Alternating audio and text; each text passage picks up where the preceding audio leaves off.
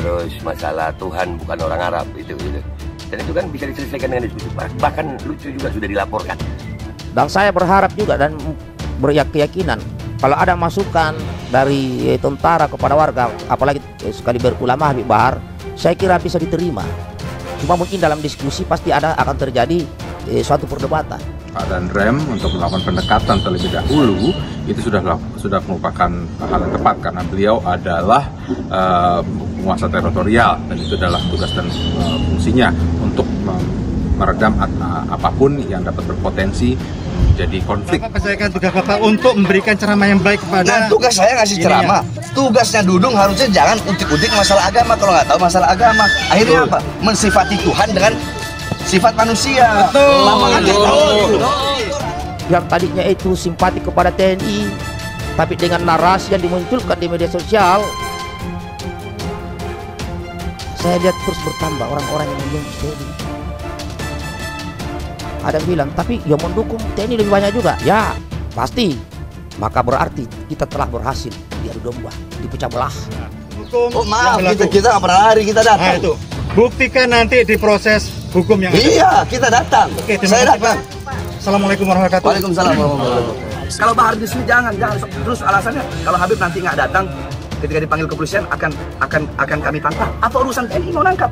Karena bilang, apa urusan kau? Itu bukan ranah kau, itu ranah polisi. Apa urusan kau? Nggak ada urusan. Benar. Nggak ada urusan. Mengkritik salah satu petingginya terus jadi begini. Nah, ini perlu ditanggapi khusus oleh TNI Angkatan Darat khususnya ya. Harus ditanggapi nih, nggak boleh begini Pak.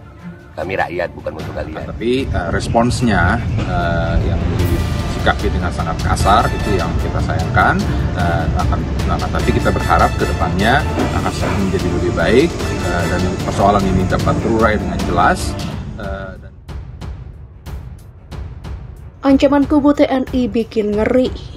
Kubu Habib Bahar sampai bilang, kuasa hukum Habib Bahar Aziz Yanwar menyoroti kedatangan Danrem 061 Surya Kencana Brigjen TNI Ahmad Fauzi ke Pondok Pesantren Tajul Alawiyin, Bogor, Jawa Barat.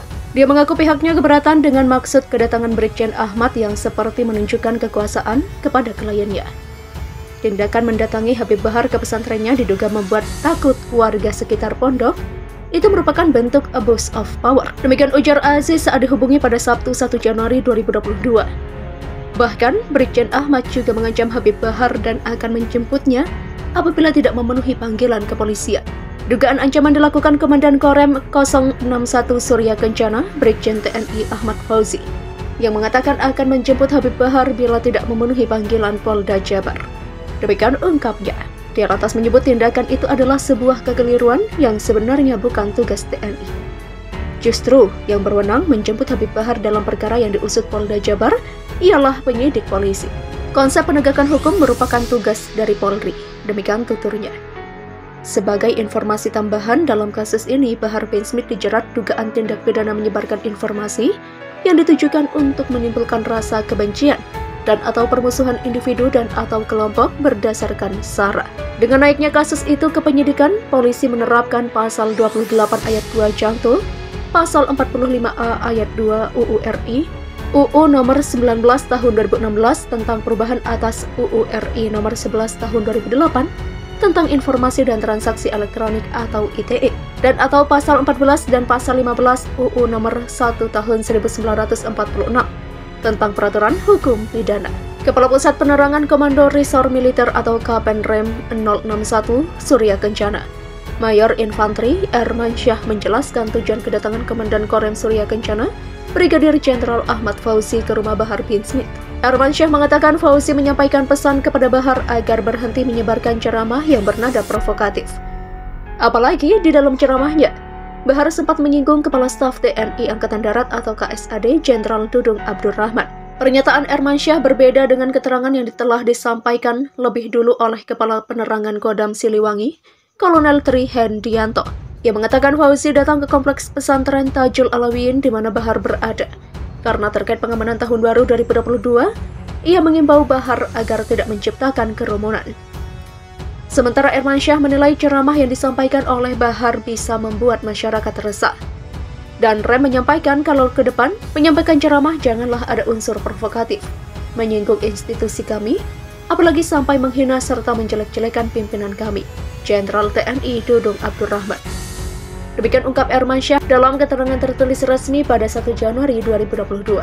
Menurut Ermansyah, yang dilakukan Fauzi masih dalam koridor tugasnya, sebab ia memiliki tanggung jawab untuk menjaga kestabilan keamanan di wilayah yang ia naungi, yaitu Bogor Kota dan Kabupaten, Cianjur, Sukabumi Kota dan Kabupaten. Seharusnya seorang ulama apabila memberikan ceramah juga dapat memberikan ketenangan kedamaian untuk umat, bukan sebaliknya atau malah ngurusin prajurit yang di Papua.